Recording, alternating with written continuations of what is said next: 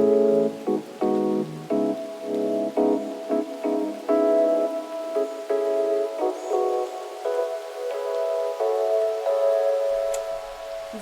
to Hot Mama's Cool Planet, the sustainable wellness podcast where two hot, lifelong friends talk about caring for ourselves, our families, and our planet, with humor, honesty, and maybe a little ranting along the way. I'm Mer, and I live in London after spending most of my life in California and New York. I am a researcher and a storyteller. I have a passion for hair history, and I live here with my partner, who I call the hairy guy, and my 13-year-old daughter, who I call Godzilla. As always, I'm joined by Mishi, but this time we're also joined by artist Tamiko Thiel. So I'll give Tamiko a moment to think about her intro, and right now, Mishi, introduce yourself. Yes, I am Mishi, and I live in a small bicycle riding town in between the San Francisco Bay Area and Sacramento in California. And I am the mother of an 11-year-old boy named Manga Monster, and I am a game developer, and what else? I have lived many different places and worn other hats, and we are, as Mer mentioned, so excited that Tamiko is here with us today. And I am going to introduce you. I have your wonderful bio here, so why don't I just jump right into that, and then you can say a few add whatever else extra you'd like to add to that. So, Tamiko Thiel has received multiple honors for her life's work exploring the interplay of place, space, the body, and cultural identity in works encompassing a supercomputer, objects, installations, digital prints in 2D and 3D videos, interactive 3D virtual worlds, augmented reality, and artificial intelligence. In 2018, she received the SAT Montreal Visionary Pioneer Award, and in 2022 was honored with a retrospective at the Kunstverein Wolfsburg in Germany. In 2024, Contemporary Art Issue magazine ranked her as one of the top 10 most famous digital artists in the world. So, there's much more here, but I'm going to jump forward to Tamiko was born in Oakland, California, grew up in Seattle, but also spent formative years in Japan from her mother's side of the family. And she not only has an art background, but she also has a Master of Science from MIT in mechanical engineering. And her work is a bridge between art and science, and we're going to talk more about that today, as well as some other phases that we get into. She is the designer of Danny Hill's Connection Machine at the MIT AI lab startup Thinking Machines Corporation. These were the first commercial artificial intelligence and supercomputers, and the fastest supercomputers in the world in 1989 and 1993. These machines influenced Google's AI technology, inspired Steve Jobs' designs, and are in the collections of the MoMA and the Smithsonian. Her first VR was with producer creative director as a producer creative director at Starbyte World, the first metaverse for children in collaboration with Steven Spielberg. Her own VR artwork, Beyond Manzanar, with Zara Hushmund is an interactive large-screen VR projection installation and was one of the first VR artworks collected by a U.S. art museum, the San Jose Museum of Art, and was recently acquired by the Smithsonian. She is a founding member of the Augmented Reality group Manifest AR, and that is the work, although I was first introduced to her work many years ago, the Beyond Manzanar project, and I'm really excited that we're going to talk about that. In San Jose, but then later I was more exposed to her augmented reality works, which are so beautiful, and the documentation of them is so lovely when you see them floating around all these beautiful worlds and objects she's created, but they also have many of them more serious topics that they're addressing, like pollution and contamination of plastics in the ocean and address themes like EcoArt. So we're also going to talk about some of those works. So I'll stop there. Yes, we're very happy to have you here, Tamiko. Do you want to say a few other words about yourself? Thanks so much for the introduction. Maybe just briefly that I went to Stanford for my bachelor's. The first couple of years where I was in the physics department and had a student job at the Stanford Linear Accelerator Center that has application to the piece on quantum physics and quantum computing that I just finished as my most recent work.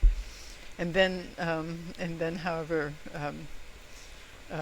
switched to product design, feeling like I needed something where I had a much more intuitive grasp of the subject than I had in physics. I had a girlfriend, Heidi Shellman, who went on to become a high energy physicist, and she just had a much more intuitive understanding of the math behind that. And I wanted to find an area where I had that type of intuition, and I finally found it in this melding of art, design, and technology. So from my time in Silicon Valley after graduation, I worked on with Hewlett-Packard on housings for computer terminals, and then felt like there must be more to life, and ended up going to MIT to do my master's in mechanical engineering, thinking that I wanted to go deeper into the technology. And then after my first year of taking care of requirements, they told me I could take anything I wanted as long as it was a graduate level course. And that's when I stumbled upon the two parts of the architecture department, the architecture machine group and the visual language workshop, that several years after I graduated were consolidated to form the MIT Media Lab, which most people in media art have heard about. So that orientation, finding those courses in the course catalog, was like a light going off in my head, and I then dropped the course catalog and immediately called my parents and said, Daddy, I can be a mechanical engineer. I've worked as a mechanical engineer, but I realized what I really want to do is become a media artist. And he said, oh, that's very nice, dear. You'll probably have to take some, job as a professor in a small town somewhere in the middle of nowhere, but you'll be happy because you're doing what you want. Nice dad. So that sort of set off my course, and then I got waylaid by my friend Danny Hillis from the MIT AI lab. He was doing his PhD with Marvin Minsky, who used to be known as one of the grandfathers of AI. He's been kind of superseded by the people who've come after him. He's still, maybe now he's the great grandfather of AI, but I want to underline that Danny is the inventor and the complete brain behind the connection machine. I was responsible as a packaging design engineer for the form and visual appearance of the machine, the way it communicated itself to the outside world.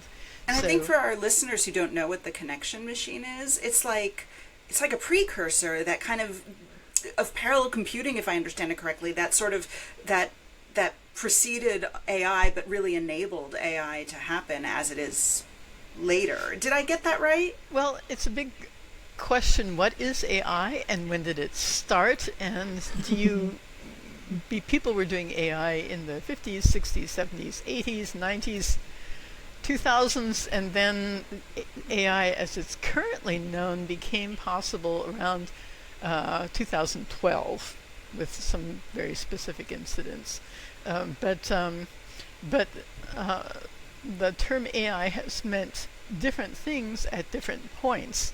And so people used to AI from the last 5 years might look back and say, oh, well, that wasn't really AI. But, if those preceding forms of AI had not existed and not been done, then we wouldn't be where we are today. So the common refrain for AI is, as soon as something new becomes possible, then what has happened before is no longer AI, et cetera, et cetera. So it's really a moving target, because the pursuit of AI and the pursuit of intelligence, human-made intelligence or human-made life in any sort of form, is something that's been going on for millennia.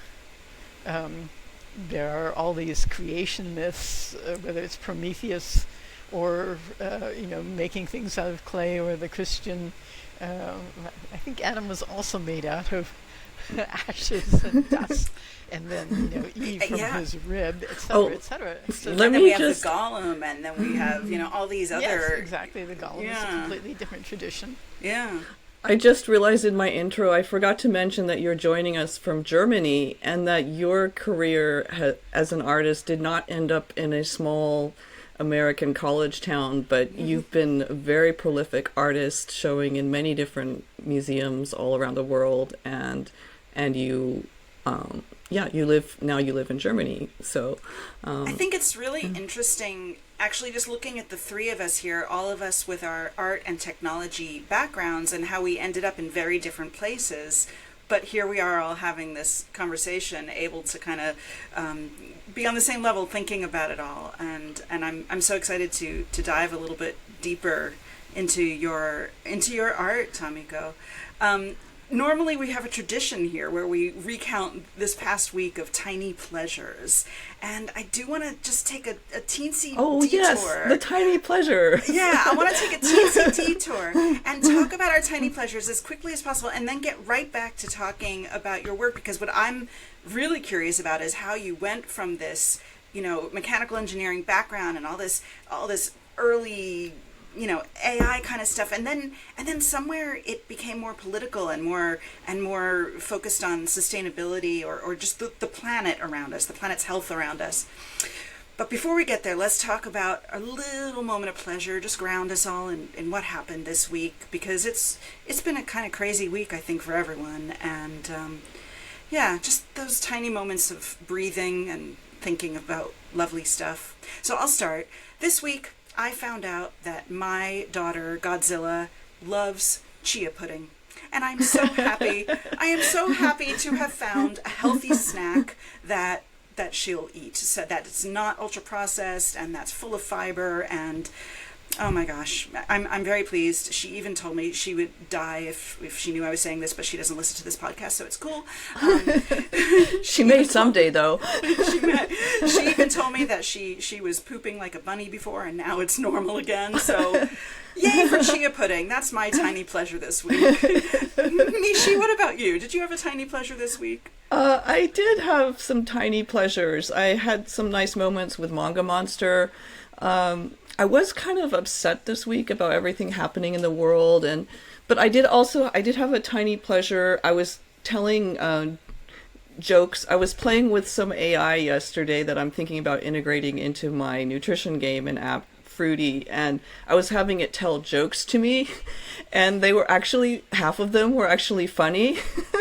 So AI has improved so much. I was like, tell me a joke about an eggplant, or tell me a joke about a banana, or these different foods, and or a dandelion, and a lot of them were like, the dandelion goes to a party and then it spreads its seeds everywhere, or things like that. But I was having a good little moment there with there's a lot to think about with AI's implications, good and bad, and so many things to think about AI. But I was having a happy little moment there, telling myself some jokes. Well, me and my AI model. So, Tamiko, what about you? So I had been on the road since December 9th and just returned on the 13th.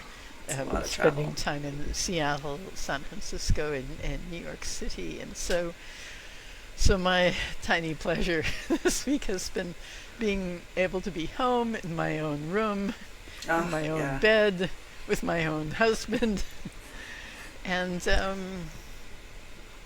there's even sun shining outside, which is in Munich a sign of climate change in the winter to have the sun shining. So that's one of my guilty pleasures, is that the weather here in Munich has gotten warmer over the decades I've been here, and it's because of global warming.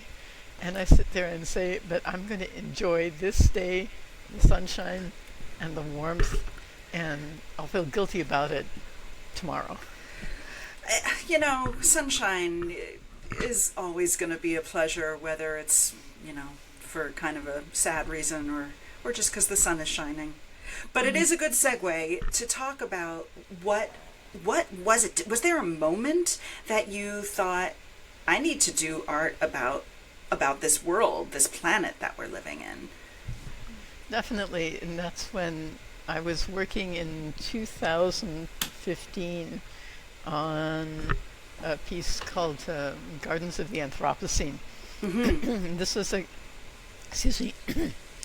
this was a commission from the Seattle Art Museum for their Olympic Sculpture Park, which is directly on the Puget Sound, and you're looking across the water. It's sort of on a slope, and you're looking across the water to these beautiful snow-covered mountains of the Olympic Peninsula. And so I was doing a augmented reality installation that covered the whole park, which was kind of a lot of space.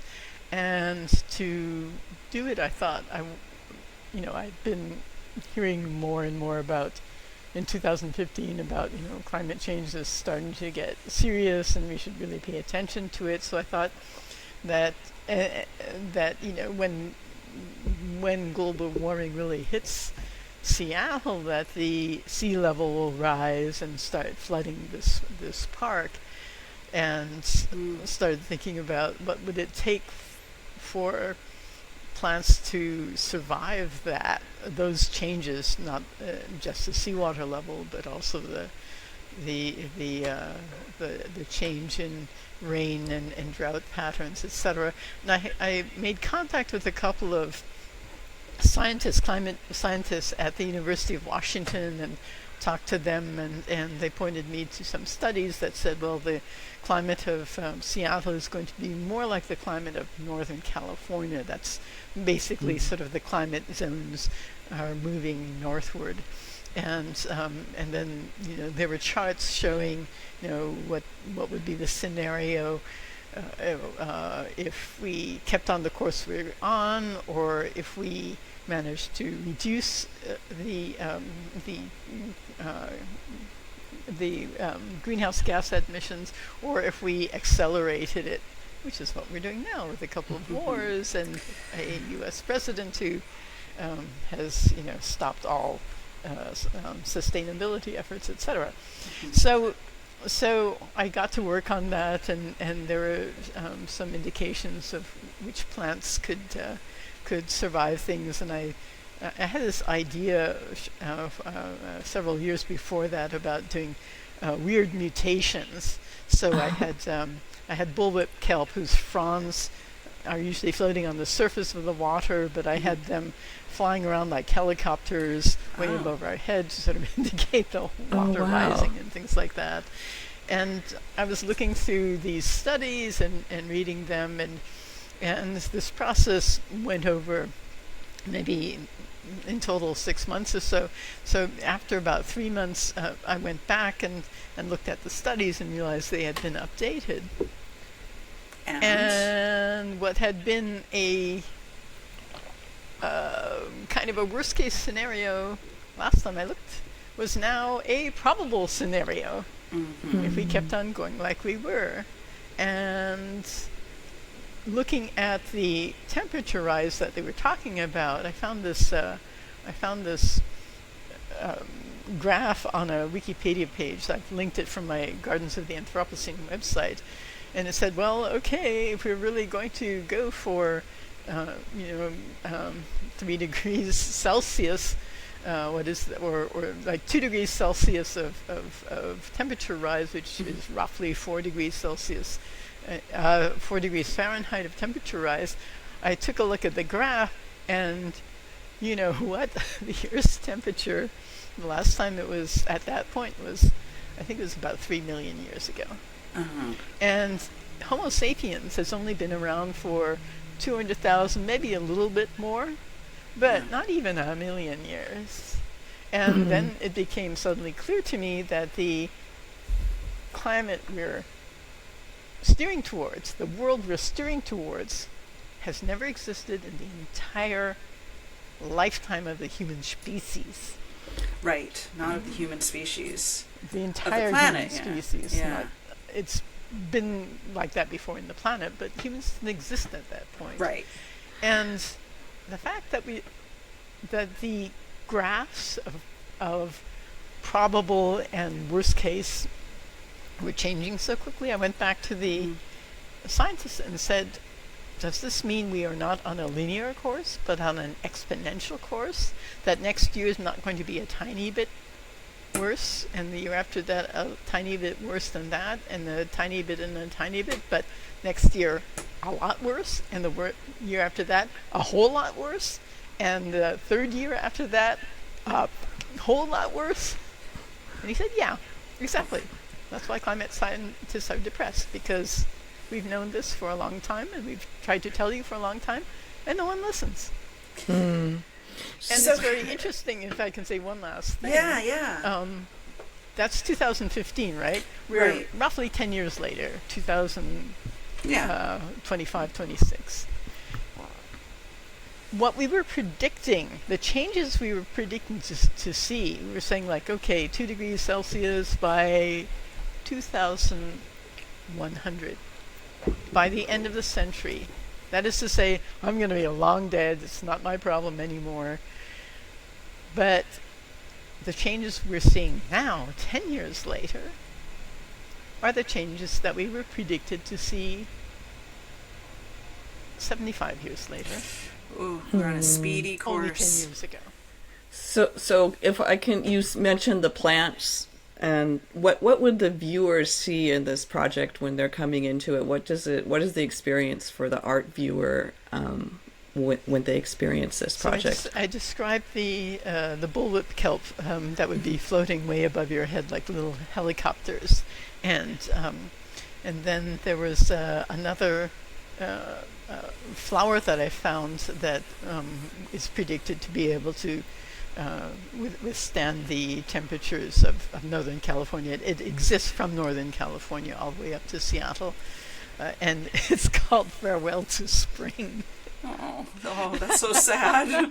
So are the viewers walking through a physical space, or are they looking at it on their phones, or do they wear like at it on their phone. goggles? This is augmented reality. So, yeah.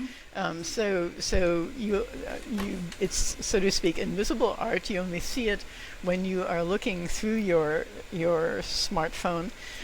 And the park has 2 entrances, and at each of these entrances they put a very tall sort of kiosk column with really big posters showing what you would see if you bothered to download the app and then look around through the app. And I always say, think of your smartphone not as I'm looking at these images on my smartphone, but think of your smartphone as what I call an AR scope, like a telescope or a microscope, that you're looking through a device which magnifies invisible things so that you can see it. And in a dictionary definition of the word real, that is to say, actually they're not a figment of my imagination, and anyone can see it because it's not just in my head, it's in real life. It turns out that augmented reality is real because anyone who's using the same device or the same app and standing at the same place will see the same thing. So a so-called smartphone with an AR app turns into an AR scope that enables you to see the invisible content that some artist has put at that site, and anyone else can see it also. It's really there. And this project was the Gardens of the Anthropocene. Right. Is that right? Yeah. And remind me again, what does Anthropocene mean? Because you were talking about this scale of, it's the human intervention in the climate, right? That Exactly. is this sort of phase that we're at. That Yeah, so if we say Pleistocene, or, there's all of these other names from different epochs that the geologists have thought of, and then a while ago someone came up with Anthropocene when they started wanting to talk about a biome, a biotope, a climate, an ecology that is created by human intervention into a natural sphere. So at some level you could say the Anthropocene actually started when human beings started preserving and lighting fires and using fire for cooking. I mean, and especially when they started burning fossil fuel. I mean, they were burning wood first, and then discovered fossil fuels, and started releasing all of that buried carbon that was in the earth back into the atmosphere. So I came across your work also through just social media posts and videos, I think, that you might have posted and shared on Facebook. And I really love this image of a coral reef and all these fish swimming around and viewers walking through them. I'm not sure which project that was. Can you talk a little bit about that project? And because for myself, one of my most, like literally one of the most wonderful experiences I've ever had in my life was to go, when I lived in Singapore, I went snorkeling at this little island called Tioman in Malaysia, and just that experience of floating above the water and being there with all these beings floating around with you in this totally different marine environment than what I'm used to being in was just so amazing for me. Totally. So to experience that as an art project and be walking around inside these fish swimming around sounds really awesome. So can you share a little bit about that? So I actually have done quite a number of different projects on plastics in the ocean, partly because I expected after the first one that there were a lot of signs that governments were becoming active in banning single-use plastics and things like that. So I thought, oh good, this problem will go away. My art will be dated. We won't have to look at it again. But Nice thoughts. nice thoughts. You might know that last year, for instance, there was yet another worldwide convention to look at reducing plastic waste. And basically what's happened is that the fossil fuel companies that are finding a reduced market for their fuels as for cars and for heating because of renewable energy are now looking for other markets. And most plastics are actually made from fossil fuels. So they are saying, we can make all the plastics we want. You consumers have to recycle them, and then everything will be okay.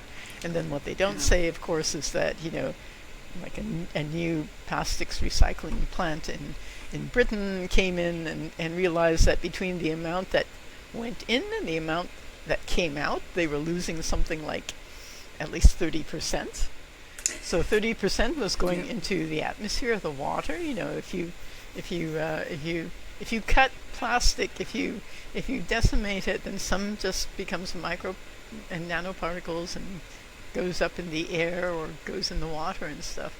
So yeah, okay, how about that 30% that disappears in the process of recycling? And then what was really the trigger for the first plastics project called Unexpected Growth back in 2018 was that my husband and I had in 2013 been on a sailing trip around Indonesia, and the tour took us to a small uninhabited island. It was really, really like, I don't know, the size of a small park maybe. And no one was living there, but we were like at least ankle deep in plastic garbage. And Heartbreaking. and we were looking at this, and of course some of it was local with Indonesian labels, but there were also labels from Japan. There were also labels from the US. There were also labels from Germany. And we were going, what is going on? And they said, well, it turns out that because only 39% of plastics is recyclable, period, the so-called clean, well-developed countries like the US and Japan and Europe put all of their unrecyclable waste into containers and ship them to countries who are willing to get rid of it. And that was China, but it turns out then soon thereafter, China announced, no, we're not going to take your garbage anymore. Mm-hmm. And so then it started going to Indonesia and to Malaysia and to Vietnam. So what happens, of course, was those other countries had less stringent codes and they couldn't send it to anyone else. So they would burn it, or they would bury it, or they would just dump it in the ocean. Mm-hmm. And so that's why there was plastic waste from all over the world floating around and landing on an Indonesian island.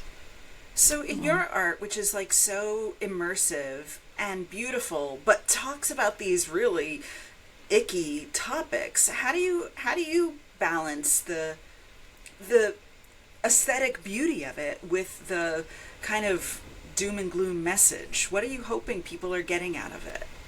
Well, I make the coral reefs really colorful, and I've been thinking recently that the color attracts people.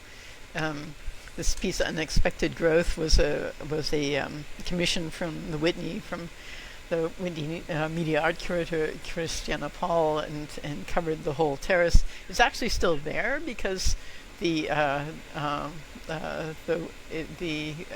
in the Whitney collection, but they don't have a sign saying that it's up, so people don't know about it. But if you download the Unexpected Growth app and you're standing even on the ground near the Whitney, then you can see it all around you.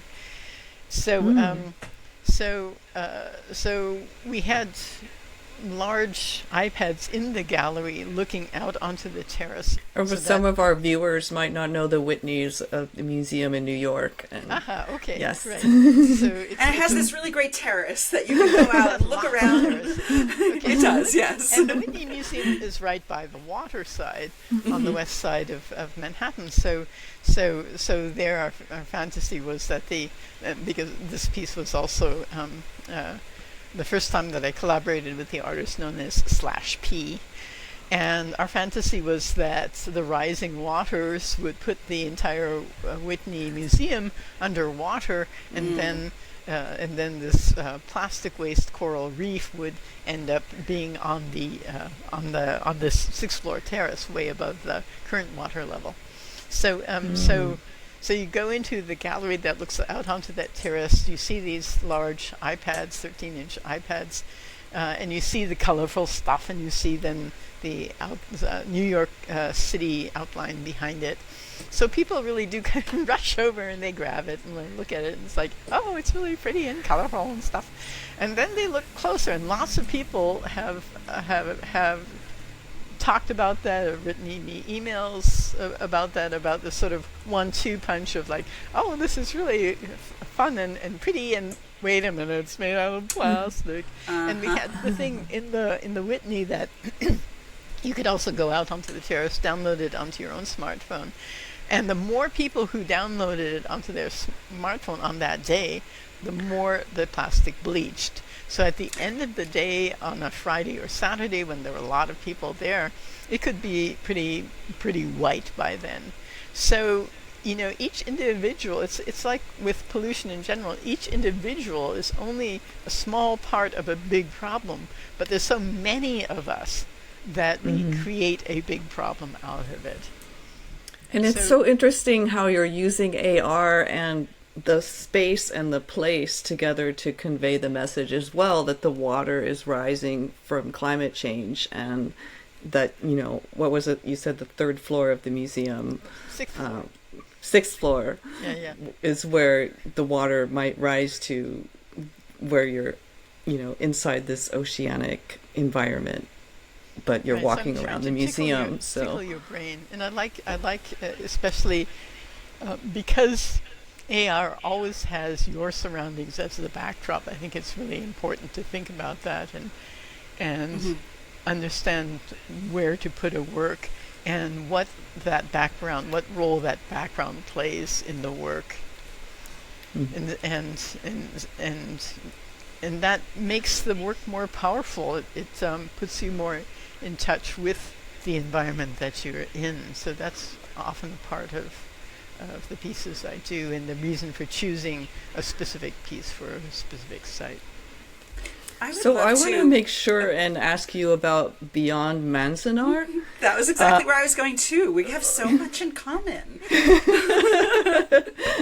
That was the first work of yours that I came in. Well, I heard you talk about it. It's in San Jose when I was much, much, much younger, and was so impressed and influenced my work, my later artwork when I was an artist. And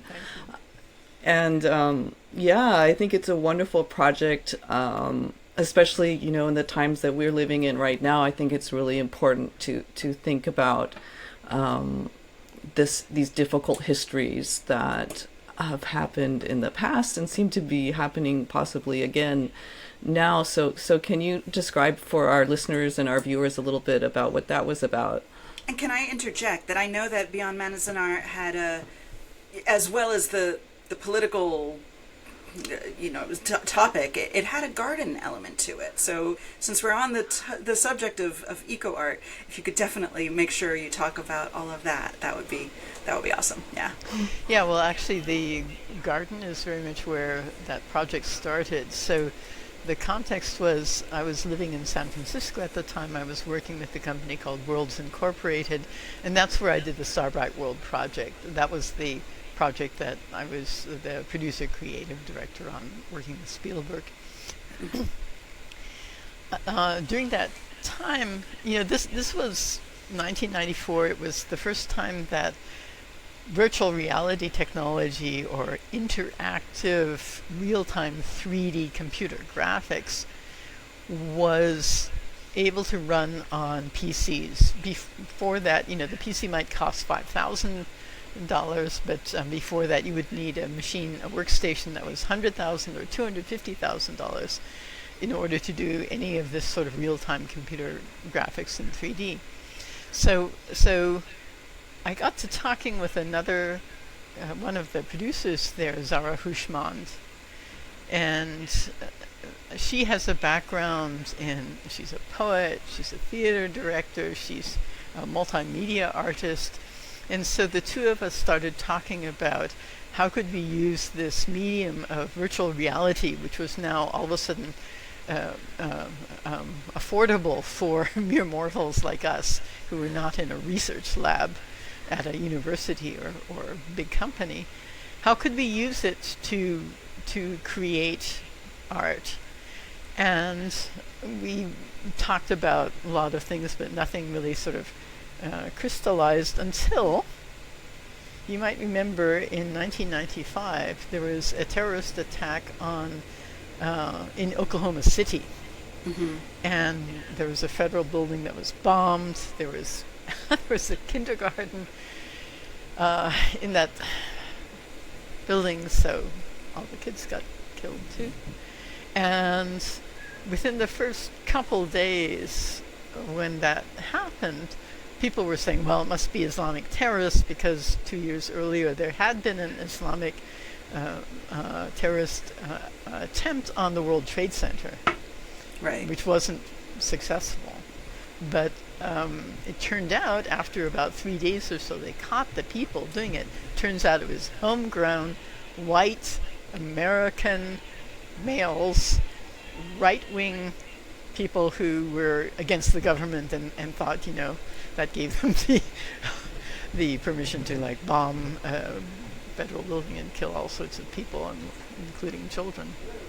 So it turns out that Zara had, during this time, been in a retreat where you weren't supposed to talk. You had no information from outside, and the last thing she had heard before she went into this retreat was the bombing. Oh, and she spent that whole time where she was supposed to be clearing her mind and not thinking any thoughts, worrying that when she got out there would be uh, you know, the FBI standing there and saying, Iran was behind it. Everyone of Iranian ancestry is going to be thrown into a concentration camp, just like we did to the Japanese Americans in World War II. And then she came out and heard, oh no, it was a bunch of white boys, right-wing white boys. And there was a certain amount of relief, of course. But she also realized that she was very near the site of the Manzanar internment camp, which is the first of over 10 internment camps where Japanese Americans were incarcerated during World War II without due process, solely on the basis of their ethnicity, down to 1/16th drop of blood, which is, what the South had established as the determination of whether or not you were black. If you had 1/16th drop of African ancestry, you were officially black. So she went to the site, and she had read accounts by Japanese Americans about how it was a, dusty, dry desert hellhole, and too cold in the winter and too hot in the summer, and when she went there, she was just amazed, because to her it looked like landscapes she knew from Iran, and to her it was supremely beautiful and felt like, almost like going back to Iran. Snow-covered mountains, and the snow melt forms an oasis at the base of the mountain in this high desert, where then trees, plants can grow. And she said, all that was left at that point, this was 1995, was partially tarred roads, which made sort of a grid in the ground. But she said even that reminded her of the gardens she had seen in Iran that had been abandoned and taken back by nature, because the gardens in Iran always have a wall around to keep the moisture in, and then inside they're divided up in geometric patterns, because this geometry is symbolizes the perfection of paradise. And by the way, the word paradise comes from the Farsi word pardis, which means a walled garden. Oh, wow. Oh. So Zara came back with these images of a garden in the middle of a desert, of an Iranian garden in the middle of Manzanar, and she was telling me about all of these conflicting, weird images, and wouldn't it be totally weird if she, as an Iranian, were at some point to be imprisoned in a prison camp at Manzanar, a site that looks so much like the landscapes of Iran to her. And when she said that, I went, wait a minute, there's a garden in a desert in the concentration camps? That triggered some sort of memory of earlier family dinners where the extended family on my Japanese American side would, the adults would be talking about camp. Oh. And I remember someone, maybe my aunt, saying, yeah, and the Japanese are so crazy. They were planting flowers in the middle of the desert and behind the barbed wire. And I was like, what is this? Wow. I went online, and I think I just typed in the search engine, Manzanar garden, and the first image that came up was a photograph done by Ansel Adams of the largest of the gardens in Manzanar. And I knew immediately from my Japanese heritage that this was indeed a paradise garden, a Japanese paradise garden, which has a completely different form. But there was one rock that looked like a turtle, one rock with a pine on it that looked like a crane, and those are the symbols of a specific type of paradise garden in Japanese culture. Just like the walled garden with the subdivisions in this geometric grid are a sign of a paradise garden in Iranian culture. So we're both sitting there going, oh my God, this is an art project. Yeah. What a synchronicity. Wow. That's amazing to hear how all this came together.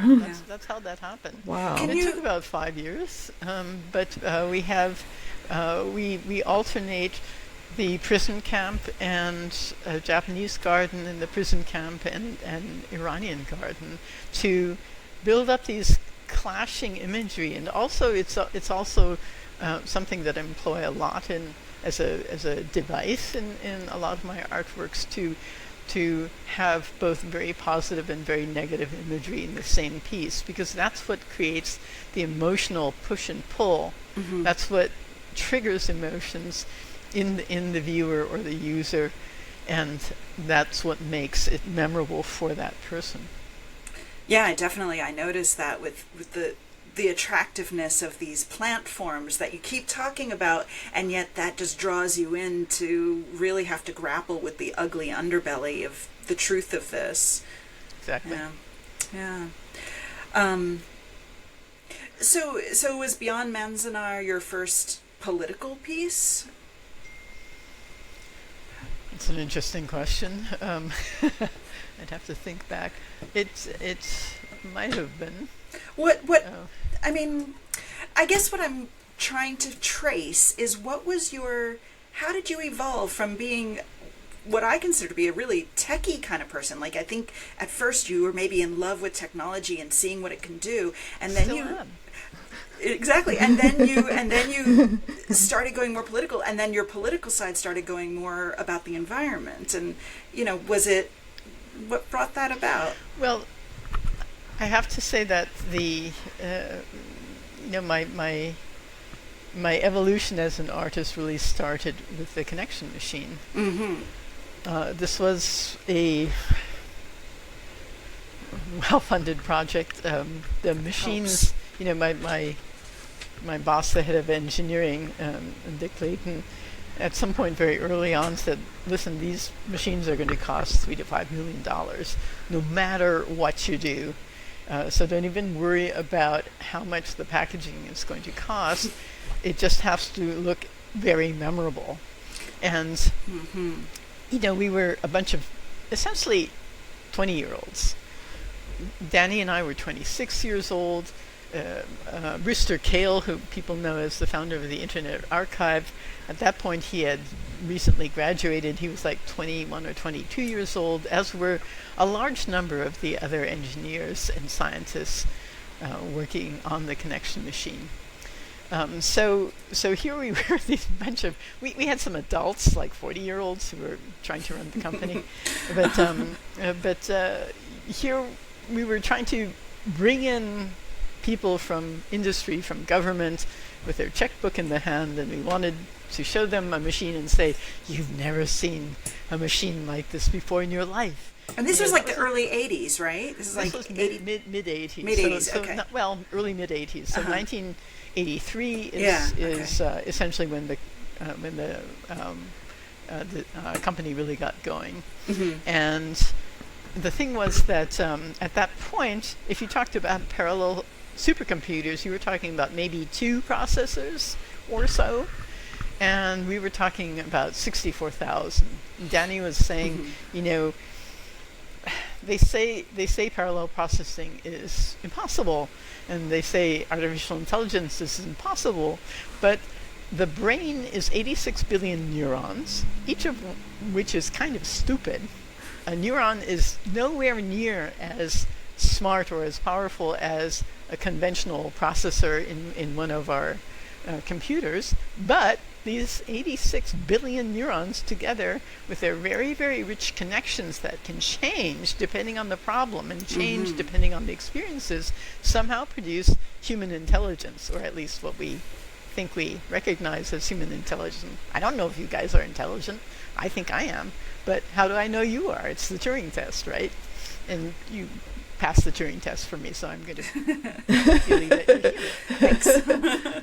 But yeah, so that's why you get the connection machine, because it's all about Exactly. the connections regardless of each individual neuron itself. Exactly. Mhm. And so the thing was that we had 64,000 actually 65,000, and I always forget the small numbers, processors connected together, and they were to be connected together in a 12-dimensional Boolean n-cube, which means that the number of steps between any two processors would be at the most 12 steps, and each processor would have 12 connections to other processors. And this was kind of a very difficult thing, and I had to produce a wiring diagram where I could exactly say, okay, this wire goes from this processor to that processor. So I asked Danny, like, what is this 12-dimensional Boolean n-cube? And he said, oh, talk to Richard Feynman, and it was his idea. Only just Richard Feynman, whatever, Nobel Prize winner, big deal. So for people who don't know Richard Feynman, he had a Nobel Prize that he won back in the 60s, I think. And he really won it. Sorry. Yeah. It wasn't given to him by FIFA. He's not doing that by some other person. So he earned it, and the thing is that he had gotten interested in computing and was actually spending then his summer vacation. He was a professor of physics at Caltech, teaching quantum physics at Caltech. And I knew him from my days as a physics student working with high energy physics. And so I was like amazed that I could have this chance to work with Richard. That's why I joined the company. I probably wouldn't have joined it otherwise. But so I went and talked to Richard about this, and he said, well, okay, here's how we drew a one-dimensional and a two-dimensional, three-dimensional and four-dimensional, and after that it becomes too complicated and no one can draw it. I'm like, thanks, I need to go. So I worked with the information he gave me, and through topological changes I was able to come up with a simplification that enabled me to realize that this three-dimensional structure repeated every third dimension. Every third dimension you had a cube of the lower dimension. So a 12-dimensional cube of cubes was made up of 9-dimensional cube of cubes, which was made up of 6-dimensional cube of cubes, and on down. So I came up with this T-shirt. Danny, the most important thing for a company is a new T-shirt. That is true. Explains what they're doing. So Danny said, okay, I've got this idea. So there's the cube of cubes that you've drawn, and within those cube of cubes, the thing is, that's the hardware, but the software can connect and create data structures that are independent of that hardware structure. I mean, not really independent because they have to use the hardware structure, but the data structures don't have to think about the hardware structure. So for him, it was like they were like pom-pom balls with these like threads going around them. So we came up with this design that became the logo of our CM1 Thinking Machines T-shirt. And it turns out, I realized much later, that it became a favorite of Richard Feynman, and he wore it for a lot of his lectures. Oh, that's cool. At the point, we renamed it the CM1 Feynman T-shirt. But but the thing is that that at the point when it came to building the actual external form, we realized that T-shirt design was actually the best description of the whole workings of the machine.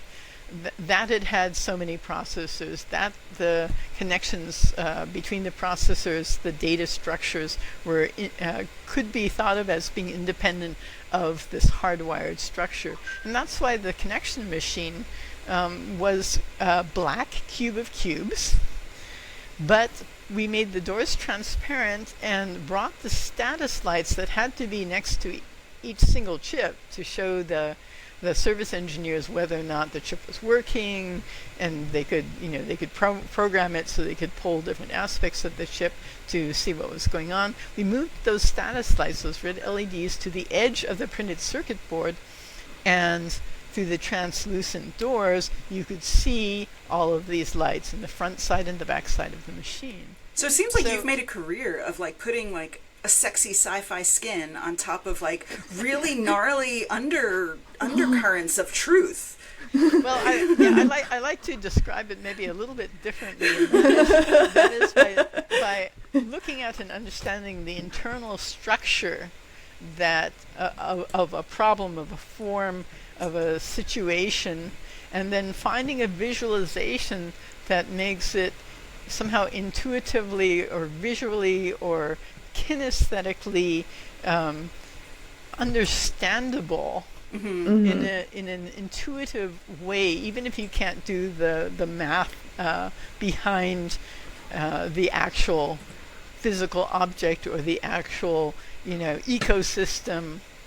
And I think this is what I try to do then in all my projects, and whether it's the connection machine supercomputer or the piece on quantum computing that /P and I just finished in December, or the ecological systems, trying to give you an emotional rapport to the subject in a way that transcends the facts and 9% of the plastics can't be recycled, and what does this mean? I try and put you in an environment. I like talking about how all the different plastics pieces that we've done bring your garbage back to where it belongs, in your living room or surrounding you, so that you can maybe get an idea of what it's like for a fish or a manta or a turtle or whatever to be swimming through all this garbage. And that's their home, right? So we're filling up their home with all this garbage, and they have to live with it day in and day out, and we don't, because we're so clean that we have thrown it away, we've recycled it. But you're making it accessible. Out of mind. Yeah. I would love, if you still have time, we're nearly out of time, but I would love to hear about your most recent work, this quantum computing work. Can you give us a little insight into what's been happening? Well, last year, 2025, was 100 years of quantum physics. That was sort of 100 years ago in 1925 was when they decided, okay, there really is this stuff called quantum physics, and it's real. And we can't experience it directly, but it's real, and we can make predictions from that knowledge, and by God, those predictions come true. So another definition of real, by the way. Can you explain to me what is quantum physics? What is quantum computing? My little okay. brain.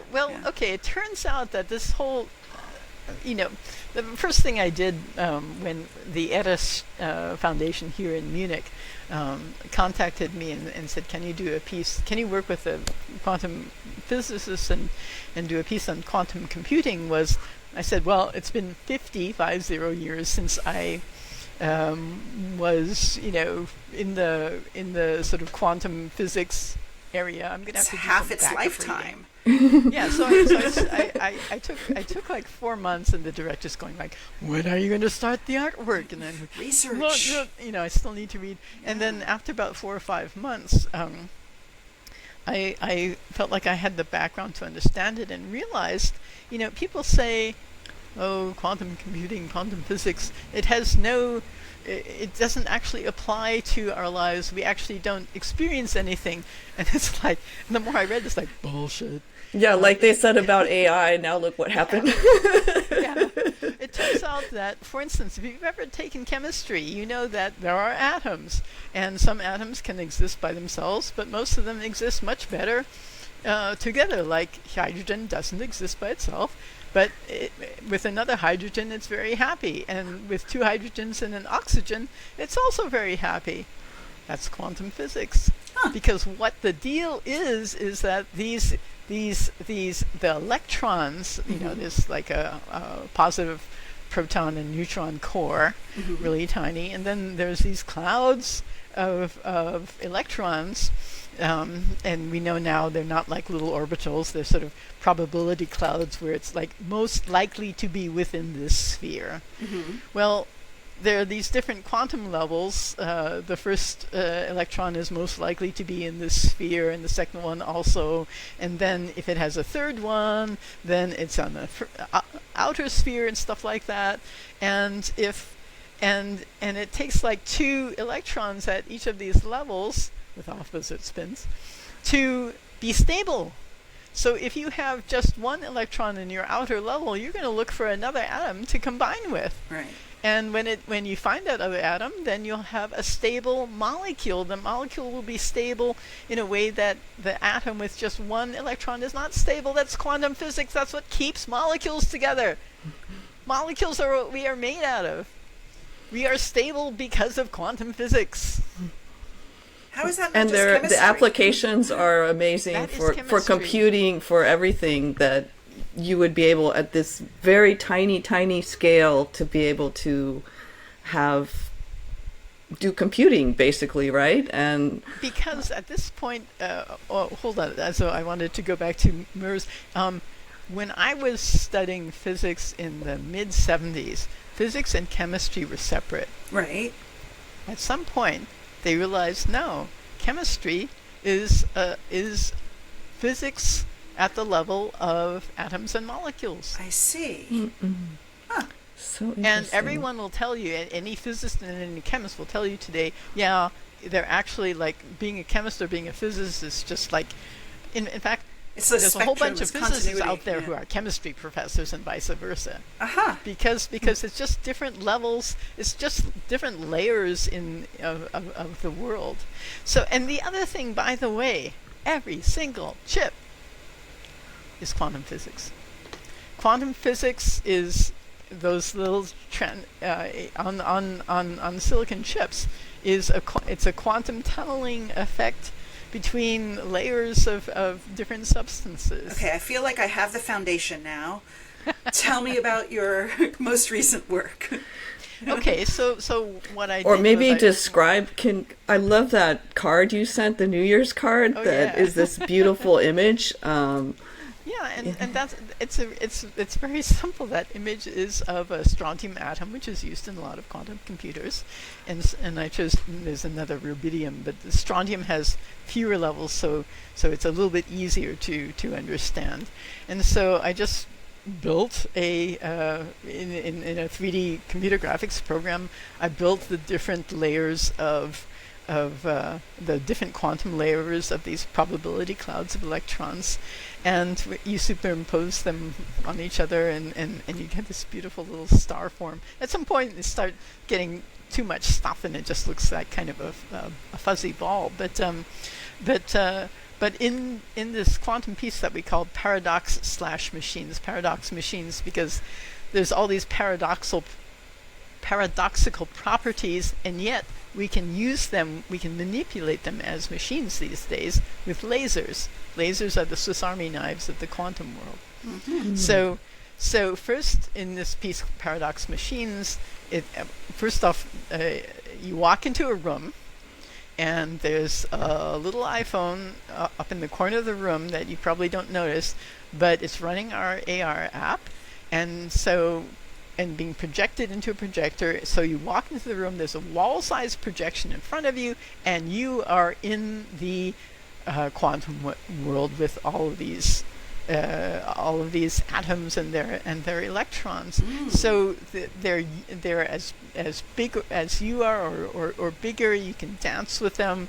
You can go in and out of these, and it's to give you kind of a whole body kinesthetic experience of the different levels of the quantum atom. So we zoom you in and zoom you back out, so you can see these levels sort of building up and up, and then we put the thing in superposition, which there's a lot of different things that have quantum effects. Photons have quantum effects. Atoms have quantum effects. Electrons have quantum effects. And chips. That's what the latest Nobel Prize was. That entire chips where you can actually see the gates on the chips also exhibit quantum effects. Mm-hmm. But the thing is that it's really easy to explain them if you're just dealing with this atom and you're going through all these different levels. These are the different quantum levels of the electron, exciting the electron to different states. You can play around with that, and then we zap the atom with one specific laser, and that makes the outer electron cloud that's spherical in its base zero state start transforming into kind of a dumbbell shape, which has a higher energy. And it's apparently really changing back and forth in time. And when I discovered this, with a little bit of help from ChatGPT, correlated by the human physicist, by the way, I said, like, it's a good form of research. You mean I can actually, like, animate between the sphere and the dumbbell, and that's actually a good visual description of what's happening in this superposition state? And they said, yeah. It's like, well, why didn't anyone say this is really easy to visualize? Oh. And when you get two or more atoms doing this together, they're all in superposition, and then you zap them with, actually, I think usually a pair of lasers, then that produces this effect where that locks together the phases in exact opposite directions. So when one of those atoms the electron is in the sphere, the other one is in a dumbbell shape, and that's entanglement. And you can take one of those atoms and put it on the other end of the universe, and when you then read out the first atom that you still have with you, if that electron is in the spherical 0 state, by golly, the other one's going to be in the excited 1 state. So here with like a single atom, you can show superposition and entanglement really easily, and then it turns out that a quantum computer made with these atoms is also really easy to depict. So the second phase of the piece is you see these very broad blue lasers and all of these strontium atoms that have been turned into a gaseous state. They're flying all around, but it turns out that the laser cools them down, and that reduces their energy, and then they become stable, and then they're just hovering there in air. And then they bring in other lasers to make this grid of infrared lasers that has the right these are all like different energy levels. Has the right energy levels, so they actually trap the nearby atoms, and the nearby atoms settle into the nodes of the grid. And there's going to be some holes in that, but guess what? You can take a green laser, which they call an optical tweezer, and you can literally like pick up an individual atom and place it in that hole. This is the engineering that we can do with quantum mechanics now. We can actually like build the machine. So you've got this grid of these atoms, and then you zap them with lasers to put them in superposition, entangle them with each other. And it's this entanglement which is the actual calculation step. And the digital computing, everyone knows it's like ones and zeros. What people usually don't know is how you get from a 1 and a 0 to an actual machine doing a calculation. But that's things like, okay, if I have a bit here that's a 0 and I want to add a 1 to it, then I can just flip it so it's a 1. So so before I had a 0, the spherical shape of the electron, I zap it with the right energy level, and then if I keep on like pulsing it so it stays at that level, it'll stay in that 1 dumbbell shape. So now I've changed the 0 to a 1. I've like just added 1 to that location. And then there's a bunch of more complicated ways that you have to play with them in order to get them to do actual addition with carry the 1 and things like that. But that's the basic part of it. It's just like, well, I've got this electron and I can leave it in its stable state, or I can flip it to an excited state and make sure it stays there until I do the next calculation. And this is all done with superposition and entanglement of these individual atoms, or whatever. They could also be photons with a different process. But that's how we're doing these calculations. And now the really big challenge right now is to figure out the algorithms. We can control those states exactly, and now we have to figure out how we use the fact that when they're in superposition, they could like go in any they could be in any which way, and only resolve to a 0 or 1 at the end. We have to figure out that, and that's the complicated part that they're working on right now. But the simple manipulation and like making zeros and ones, that's really easy. Wow! And So it's all done with lasers. I think it's so amazing to think that, you know, you're making what's rather complicated more tangible as an artistic experience for people, and I think that's really great because we in the world are so impacted by technologies, but we don't always understand, you know, what's happening with them, and at a deeper level. And I have to say, the semiconductor, the most common, what people think is the quantum computer, it has this golden chandelier thing. The whole thing, that's just the refrigerator. What people usually overlook is like the thumbnail-sized chip at the end of it. That's the quantum computer. But there, it's more complicated, and you know, I looked at that first because that's the type of quantum computer everyone knows, and said, okay, in order to explain that, that would be much more complicated. So let's go with this neutral atom quantum computer, which is, you know, in essence using exactly the same properties of superposition and entanglement. And can also calculate, because that gives people a very direct experience of quantum properties, and can also take them to at least the very simple gate, you know, flipping between ones and zeros. Well, I think we are so happy to have had you here. I think we might be running out of time for our usual episodes. This has been amazing, though. And the implications for quantum computing, to just think about, this would be a whole other episode, right? But the idea is that, you know, all the data centers right now, they're burning all this energy and everything. If you could do that with quantum computing in a much more efficient way, then yeah, I really, you know, the type of computer that Google and IBM and all these guys are going for is the superconducting, and that has to be cooled down to, you know, almost 0 Kelvin, which is like minus 273 degrees Celsius or so. So that's a whole lot of energy. Yeah. And the neutral atom quantum computer can operate at room temperatures. Wow. So it's not quite clear how much energy, because you need to have, for reasons I won't get into right now, you need to have a whole lot of these qubits. It's not enough to have just like, here's, you know, 1 atom is 1 qubit, 2 atoms are 2 qubits. It's not enough to have that. You have to have probably at least thousands to make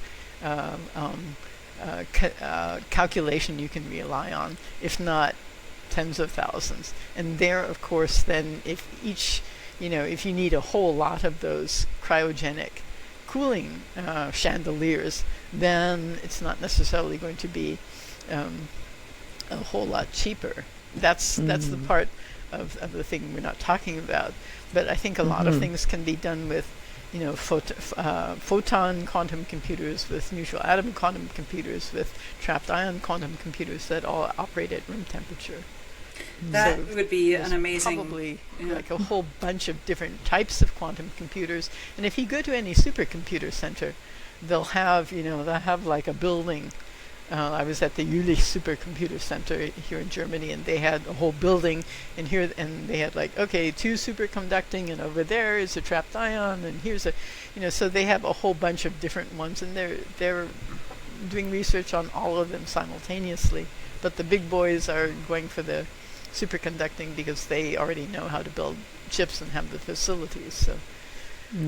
Where's your big bet? Where's your big bet? Is it going to be in quantum computing? You know, I mean, I've seen this. This is exactly what happened with parallel processing.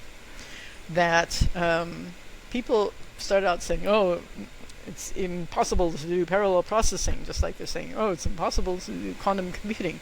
And then you start building parallel processors that can do some things, and you build quantum computers that can do some things, and people say, well, yeah, but they're only, they'll only be a very, very small part of the whole thing.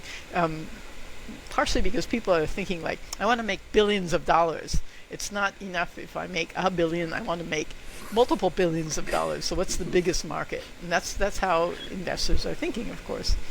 But it turns out that, there's still applications for a serial computer that does things one after another. In fact, a lot of the functionality of our computers, even if you've got multiple cores, it is being done by a serial processor. But almost everyone has a PC with multiple cores. That means multiple processors, and some of them are off taking care of the graphics cards. Other ones are doing I/O. Mm-hmm. Others are doing getting your website and stuff.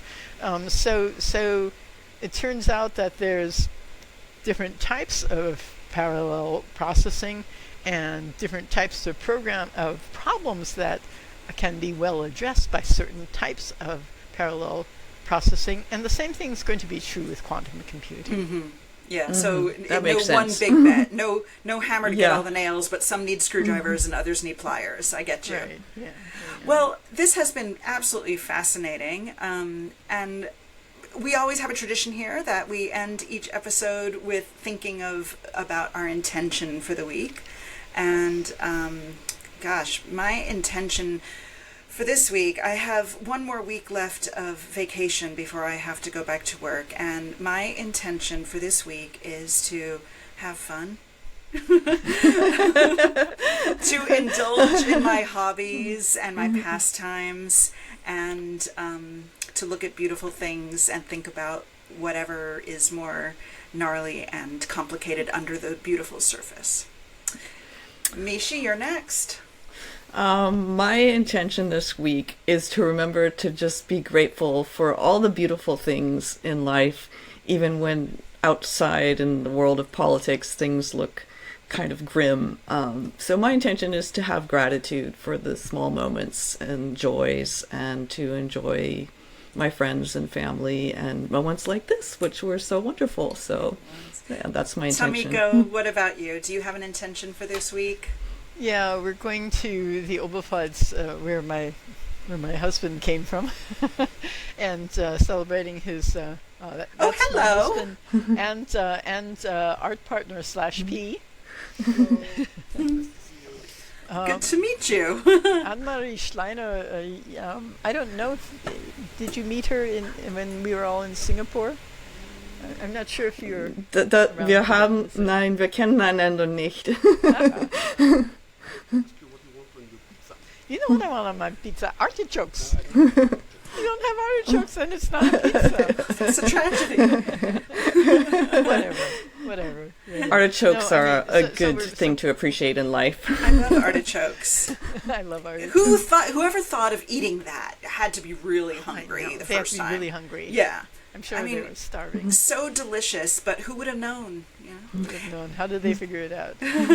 but anyway, so we're going to his village where his brother still lives. His brother's celebrating his 60th birthday, and I'm going to try for like 1.5 days not to think too much about work. That's a good intention. And be in the moment and talk to normal human beings about normal human stuff, and not about quantum physics but don't get me going on quantum physics. It's like, it's a lot easier than you think. Conceptually, the math is hard. Thank you for telling us about your art, and for making art that makes things that sound complicated much simpler and much more accessible to us mere mortals. I know I've really enjoyed what I have had the luck of seeing, and I can't wait to see more. Well, come to Munich before September, and you can see Paradox machines. But I'm also going to try and shop it around, and I hope I get to show it in some other places. It's a pretty quick trip from London. I might take you up on that. Yeah. All right. Thank you for joining us on Hot Mama's Cool Planet. If you enjoyed today's conversation, please share it with a friend, subscribe wherever you listen to podcasts, and leave us a review. Thank you. Thank you. Bye. Bye.